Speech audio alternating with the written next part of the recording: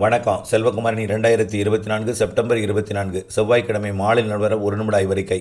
அதிகாரப்பூர்வ வானிலை அறிக்கைக்கு இந்திய வானிலை ஆராய்ச்சித்துறை அறிக்கையை பார்க்கவும். ஒடிசா கடலோரம் நீடித்துக் கொண்டிருந்த காற்றழுத்த தாழ்வு நிலை ஆந்திர கரையோரம் நெருங்கியது. ஆந்திர கரை வழியாக நாளை கடந்து வடக்கு ஆந்திரா மற்றும் வடக்கு தெலுங்கானா வழியாக மகாராஷ்டிரா வழியாக குஜராத் பகுதியை நோக்கி நகர இருக்கிறது.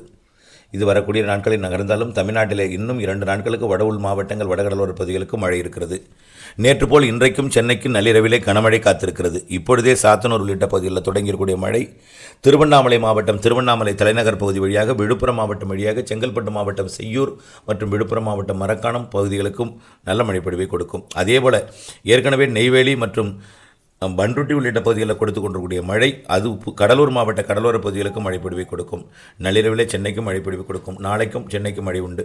27ஆம் தேதி மீண்டும் சென்னைக்கு, 27லிருந்து தமிழ்நாட்டில் மாலை இரவு இடிமழை பொழிவு பரவலாகும். இணைந்திருங்கள் விரிவான அறிக்கையுடன்.